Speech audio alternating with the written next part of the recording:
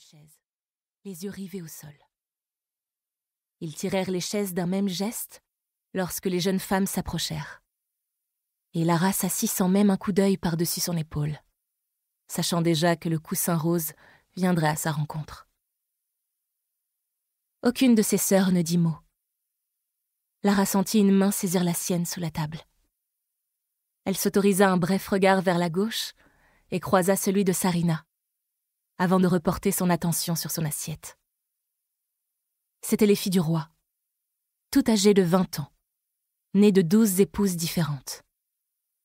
Lara et ses demi-sœurs avaient été conduites à ce repère secret afin d'y recevoir un entraînement qu'aucune maridrinienne avant elle n'avait jamais connu. Or, cet entraînement venait de toucher à sa fin. Lara sentit son estomac se nouer, et elle lâcha la main de Sarina. La peau de sa sœur était fraîche et relativement sèche comparée à la sienne, et ça la rendait malade. Le gong retentit de nouveau, et les musiciens s'interrompirent tandis que les filles se relevaient.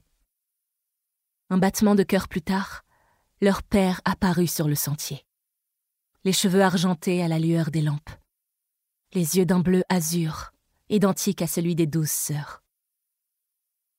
Des filets de sueur coulaient le long des jambes de Lara, alors même que, fidèle à son entraînement, elle observait le roi en détail. Elle remarqua son manteau indigo, ses bottes au cuir usé et l'épée à sa ceinture. Puis, tandis qu'il contournait la table, les contours à peine visibles de la dague fixée dans son dos, il s'assit.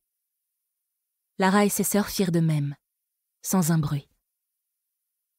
« Mes chères filles !» lança-t-il en se calant contre le dossier de sa chaise, un sourire aux lèvres. Silas Véliante, roi de Maridrina, attendit que son goûteur lui adresse un signe de tête avant de boire une gorgée de vin. Les jeunes femmes l'imitèrent, mais Lara savoura à peine le liquide couleur rubis sur sa langue. « Vous êtes mon bien le plus précieux », poursuivit-il en les désignant de la main qui tenait son verre. « Des 20 enfants qui ont été conduits ici, vous êtes les seuls à avoir survécu. C'est déjà un succès en soi, car l'entraînement que vous avez reçu aurait mis à rude épreuve les plus accomplis des hommes. Or, vous n'êtes que des femmes. » Lara dut puiser dans cet entraînement pour se retenir de froncer les sourcils ou de trahir la moindre émotion. Si vous avez été amené en cet endroit, c'était pour que je puisse choisir la meilleure d'entre vous, celle qui sera mon poignard dans le noir. La future reine d'Itikana. Ses yeux témoignaient d'autant de compassion que les scorpions du désert. Cet élu fera éclater les défenses d'Itikana et permettra à Maridrina de retrouver sa gloire d'antan. Lara ponctua cette déclaration d'un bref hochement de tête, comme toutes ses sœurs. Elle n'éprouvait pas la moindre curiosité. Du moins, pas en ce qui concernait la décision de leur père. Il avait fait son choix plusieurs jours auparavant, et Marilyn était assise en bout de table, les cheveux tressés en une couronne dorée, assortie à sa robe lamée. C'était la reine idéale, gracieuse, intelligente, belle comme le soleil, et aussi dangereuse que ses rayons. S'il y avait de la curiosité, c'était pour ce qui viendrait ensuite.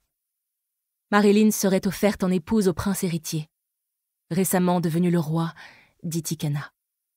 Resterait alors à déterminer ce qu'il adviendrait de ses demi-sœurs. Elles étaient toutes de sang royal, ce qui leur donnait une certaine valeur.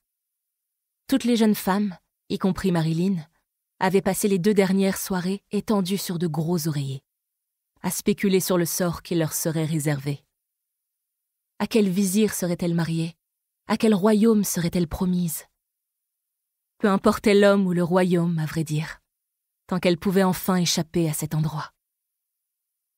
Mais ces longues soirées, Lara les avait passées un peu à l'écart, en silence. Elle avait pris le temps d'observer ses sœurs, de les aimer.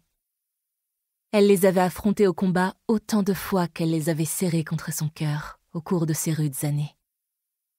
Elle voulait se rappeler leurs sourires, leurs yeux, ou leur tendance, même sortie de l'enfance, à se blottir les unes contre les autres.